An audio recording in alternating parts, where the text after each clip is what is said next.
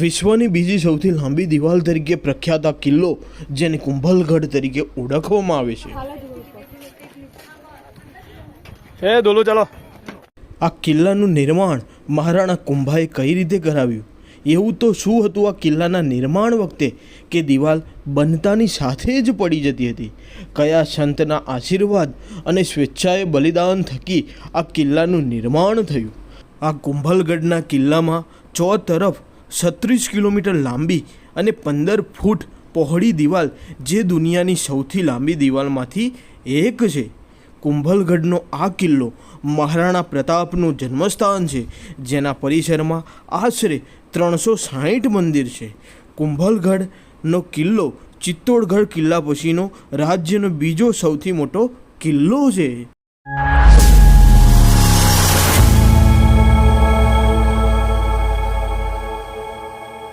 જય માતાજી, જય શ્રી કૃષ્ણ. મિત્રો, આજે આપણે આવી ગયા છે શૌર્ય, ત્યાગ, વીરતા અને ભક્તિની ભૂમિ એવા રાજસ્થાનમાં, જ્યાં આપણે જઈશું સિટી પેલેસ ઉદયપુરમાં, કુંભલગઢ અને ચિત્તોડગઢના કિલ્લામાં.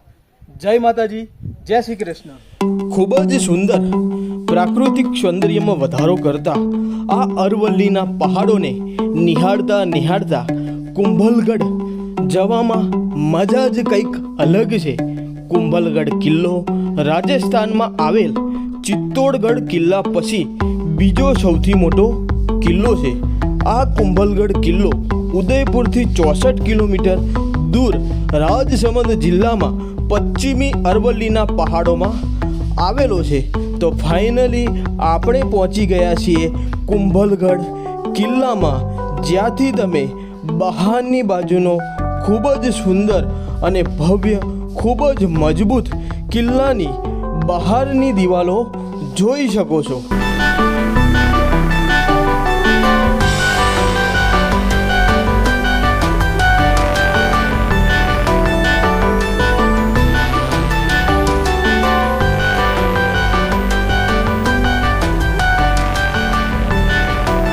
હવે આપણે અહીંયાથી કિલ્લામાં એન્ટ્રી માટેની ટિકિટ લઈશું, જેની કિંમત છે માત્ર 40 રૂપિયા. ચાલો હવે કિલ્લા તરફ જઈએ. તમે ખાલી નજારો કરો, કેટલો ભવ્યથી ભવ્ય મુખ્ય પ્રવેશ દ્વાર બનાવવામાં આવ્યો છે, જેને રામપોલ કહેવામાં આવે છે.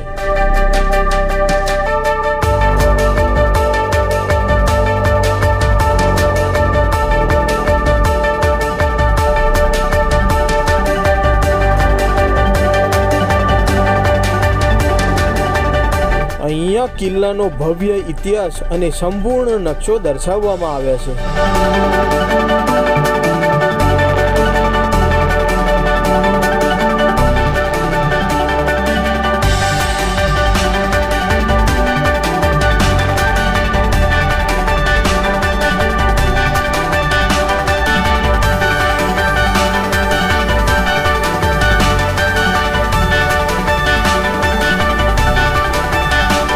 તમે ઉપરની બાજુ જોઈ શકો છો કિલ્લાની ટોચ. ત્યાં સુધી આપણે ચાલતા ચાલતા કિલ્લાની ટોચ સુધી જઈશું અને સંપૂર્ણ કિલ્લો નિહાળીશું.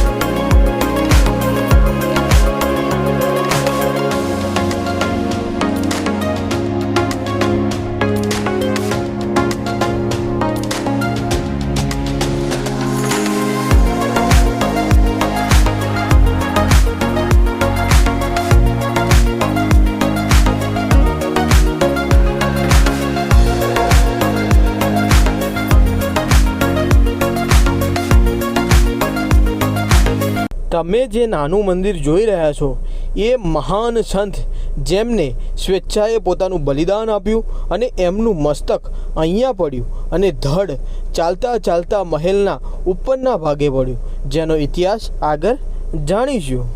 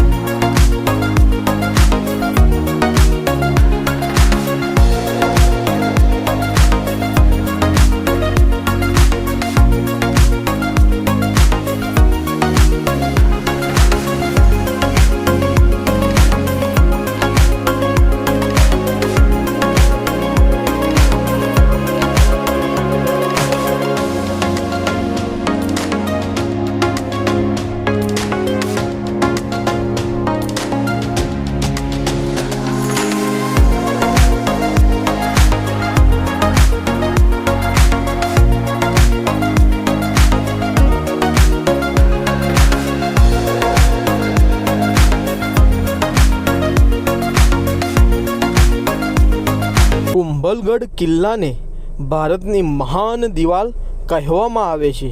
આ દિવાલ 36 કિલોમીટર લાંબી અને 15 ફૂટ પહોળી છે, જે દુનિયાની સૌથી લાંબી દિવાલમાંથી એક છે. આ કુંભલગઢ કિલ્લો મેવાડના સુપ્રસિદ્ધ મહારાણા પ્રતાપસિંહનું જન્મસ્થાન છે. 2013માં વિશ્વ વિરાસત સમિતિએ આ કિલ્લાને યુનેસ્કોના વિશ્વ ધરોહર સ્થળ તરીકે જાહેર કર્યો હતો. કુંભલગઢ કિલ્લામાં 7 વિશાળ દરવાજા આવેલા છે અને કિલ્લાની અંદર મુખ્ય ઇમારતોમાં બાદલ મહેલ, શિવ મંદિર, વેદી મંદિર, નીલકંઠ મહાદેવ મંદિર સામેલ છે. કુંભલગઢ કિલ્લાના પરિસરમાં આશરે 360 મંદિર છે.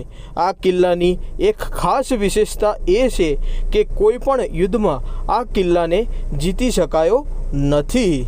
કુંભલગઢ કિલ્લામાં સ્થિત શિવ મંદિર, જેને નીલકંઠ મહાદેવ તરીકે ઓળખવામાં આવે છે, એમાં આશરે 5 ફૂટ ઊંચું એક વિશાળ શિવલિંગ છે.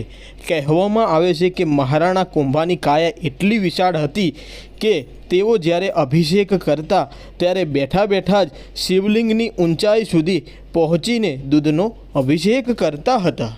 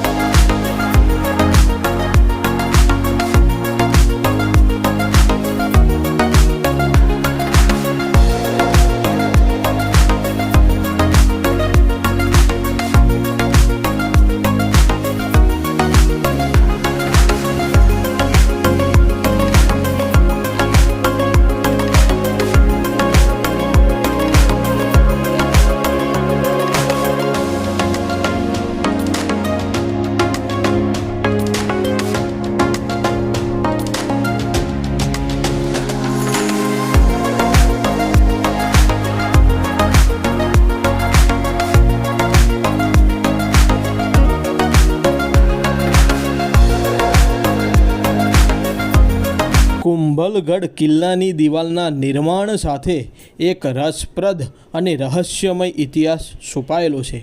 કહેવામાં આવે છે કે જ્યારે મહારાણા કુંભાએ કિલ્લાનું નિર્માણ કરાવ્યું ત્યારે એમની સામે ઘણા પડકારો આવ્યા હતા, જેનાથી ચિંતિત મહારાણા કુંભાએ એક સંતને બોલાવીને ઉકેલ આપવા કહ્યું હતું અને સંત દ્વારા કહેવામાં આવ્યું કે તમે જે દિવાલ નિર્માણ કરાવો છો તે નિર્માણની સાથે જ દિવાલ નીચે પડી જાય છે.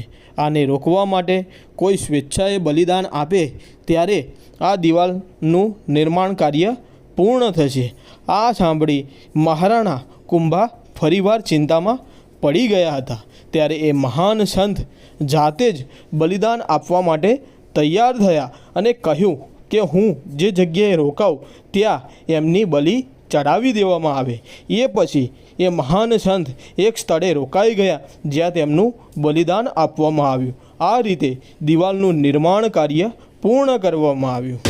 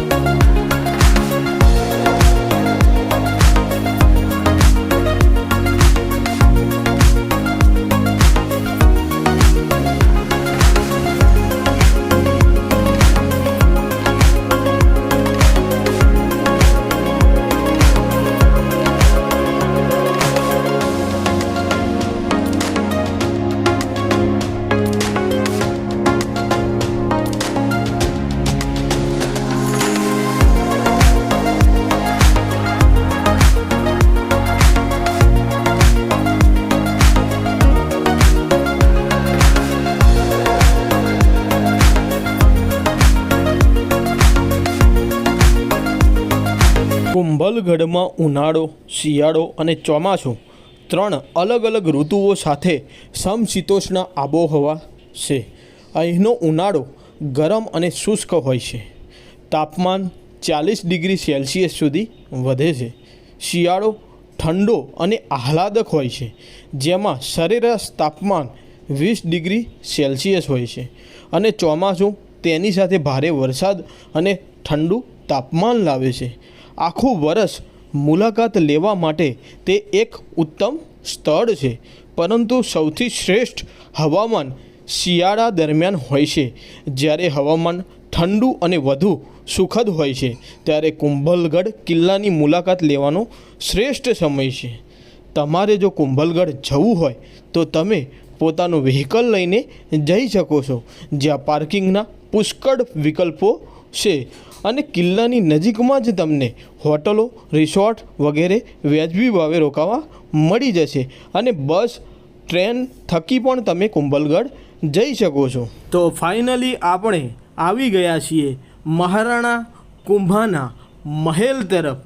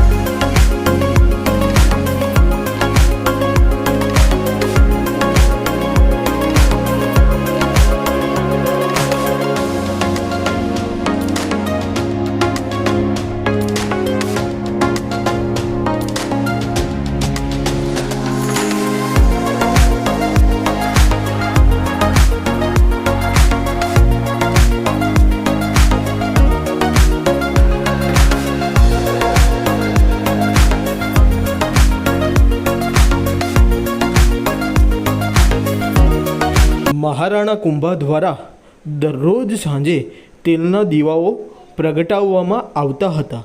તેની પાછળનો ઉદ્દેશ્ય એ હતો કે નીચે કામ કરી રહેલા ખેડૂતો સુધી પ્રકાશ પહોંચે.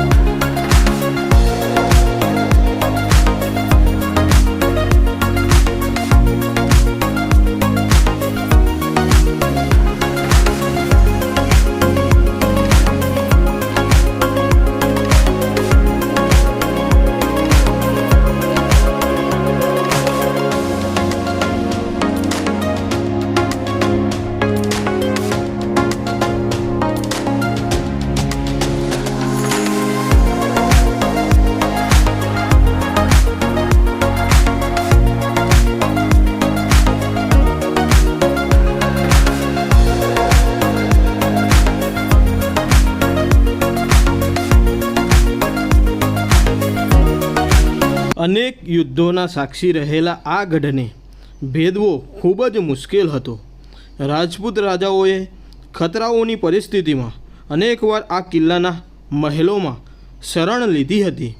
અલાઉદ્દીન ખિલજીએ કિલ્લા પર આક્રમણ કર્યું હતું. ત્યારબાદ બીજું આક્રમણ અહેમદ શાહે કર્યું હતું, પરંતુ તેને પણ નિષ્ફળતા મળી હતી. જો કે એવું પણ કહેવામાં આવે છે અને માનવામાં આવે છે કે દેવતાઓએ આ કુંભલગઢ કિલ્લાને આક્રમણ અને ક્ષતિથી બચાવ્યો હતો.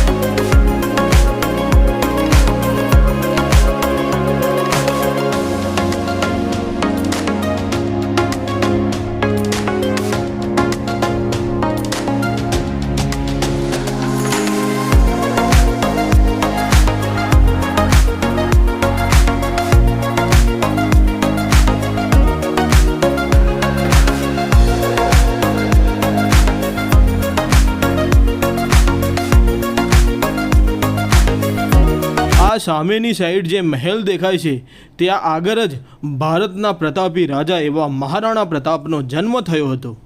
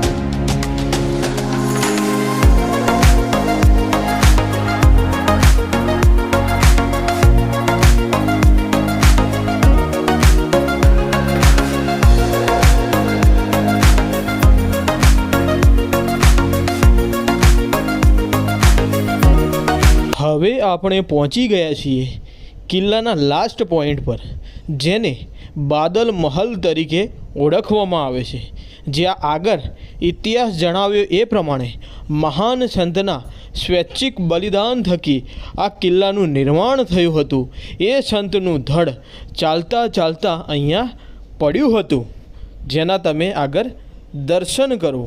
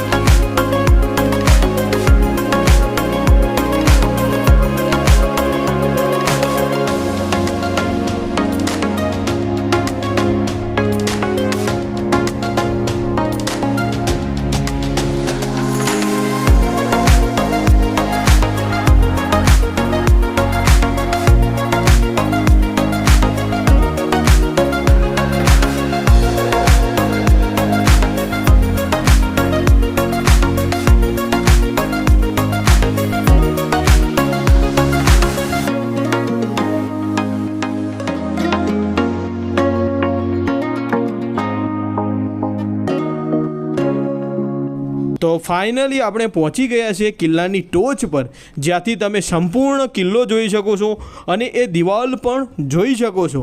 તો ખૂબ જ સુંદર અને મજબૂત આ કુંભલગઢનો કિલ્લો બનાવવામાં આવ્યો છે.